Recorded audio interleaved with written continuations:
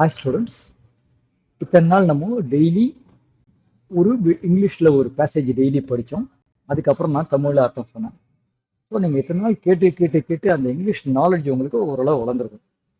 இப்போ நம்ம என்ன பண்ண போகிறோம் அப்படின்னாக்கா, இன்னிலேருந்து தமிழில் நான் கொடுத்து அதை நீங்கள் இங்கிலீஷில் ட்ரை பண்ண போகிறீங்க. இங்கிலீஷில் அதே சொல்ல போகிறீங்க. ஸோ இங்கிலீஷ் ஸ்பீக்கிங் ப்ராக்டிஸ் அது இன்னிலேருந்து ஆரம்பிக்கலாம். ஸோ லெஃப்ட் சைடில் ஒரு பேராகிராஃப் இருக்கும். அதை நீங்கள் ஒவ்வொரு லைனையும் படிச்சுட்டு அது எப்படி இங்கிலீஷில் சொல்கிறது அப்படின்னு சொல்லி பாருங்க. நான் அதுக்கப்புறம் அதை இங்கிலீஷில் என்ன வரும்னு சொல்லி நான் அதை படிச்சு காமிக்கிறேன் இங்கிலீஷில். ஸோ இந்த மாதிரி நம்ம இன்னும் கொஞ்சம் நாள் ப்ராக்டிஸ் பண்ணிக்கிட்டே இருந்தாங்கக்கா உங்களுக்கு இங்கிலீஷில் பேசுகிறதுக்கு உண்டான தைரியமாக வரும். You will feel confident speaking in English. சரியா? ஓகே. ஸோ இப்போ வீடியோவை பாஸ் பண்ணிக்கோங்க. பாஸ் பண்ணிவிட்டு முதல் லைனை எப்படி இங்கிலீஷில் பேசுறது அப்படின்னு யோசிச்சுட்டு ரன் பண்ணுங்க. அதுக்கு நான் இங்கிலீஷில் என்ன சொல்லுவேன். அதுக்கப்புறம் 2வது பேராகிராஃபை ட்ரை பண்ணுங்க. 3வது பேராகிராஃப், 4வது பேராகிராஃப், இந்த மாதிரி ஒவ்வொரு பேராகிராஃபாக ட்ரை பண்ணி பாஸ் பண்ணி இங்கிலீஷில் எப்படி வருது அப்படின்னு பாருங்கள். இந்த ப்ராக்டிஸ் பண்ண உங்களுக்கு இங்கிலீஷில் பேசுறதுக்கு உண்டான தைரியமும் கான்ஃபிடென்ஸும் வரும். சரியா? ஓகே. இப்போ வீடியோ பாஸ் பண்ணிக்கோங்க. ஃபர்ஸ்ட் லைனை மட்டும் என்ன வரும்னு யோசிங்க. Okay.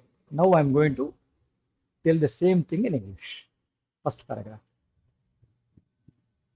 I woke up early in the morning.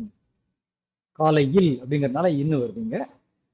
இந்த ஏர்லி மார்னிங் சொல்ல மாட்டாங்க, ஏர்லி இன் த மார்னிங் அப்படிதான் சொல்லணும் இங்கிலீஷ்ல சொல்லுங்க. Okay. Now let's go to the second paragraph. Again pause the video.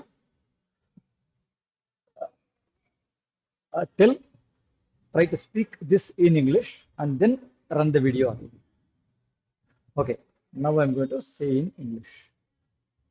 My friend Ravi came to my home.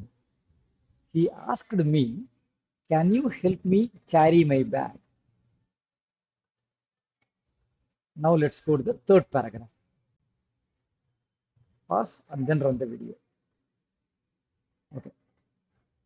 We left for school. Leave அப்படின்னு ஒரு வார்த்தை இருக்கு. அந்த வார்த்தைக்கு லீவ்னா கிளம்புறது அப்படின்னு ஒரு அர்த்தம் இருக்கு. விடுமுறைன்னு ஒரு அர்த்தம் இருக்கு. ஆனா இந்த இடத்துல நம்ம கிளம்புறது அப்படிங்கிறது தான் சொல்றோம். இது பாஸ்ட் டென்ஸ்ல இருக்கிறதுனால லீவோட பாஸ்ட் டென்ஸ் லெஃப்ட். பள்ளிக்கு நம்ம யூஸ்வலா லீவ் டு அப்படின்னு சொல்லுவோம். லீவ் டு ஸ்கூல் ஒரு இடத்துக்குனாக்கா டூ சொல்லுவோம். பட் இந்த இடத்துல ஃபார் தான் சொல்லணும். லெஃப்ட் சொன்னா ஃபார் தான் சொல்லணும். Okay. Now let's go to the fourth paragraph. Okay. I am going to tell that in Tamil now. Sorry, English now.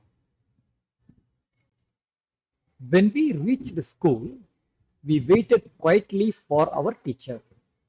After reading our lessons, we returned home in the evening. அமைதி அப்படின்னா quite, அமைதியாக, அதனால quietly அப்படின்னு சொல்றோம். இங்க படித்த அப்படின்னா read சொல்லலாம். ஆனா நம்ம பாடம் படிக்கிறது அப்படின்னாக்கா யூஸ்வலா ஸ்டடின்னு சொல்லுவோம். ஸோ ஆஃப்டர் ரீடிங் இல்லை ஸ்டடின்னு சொல்லலாம். இங்க ரீடிங் சொல்றோம். ஓகே.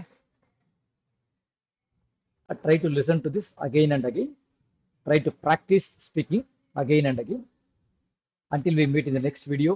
Bye.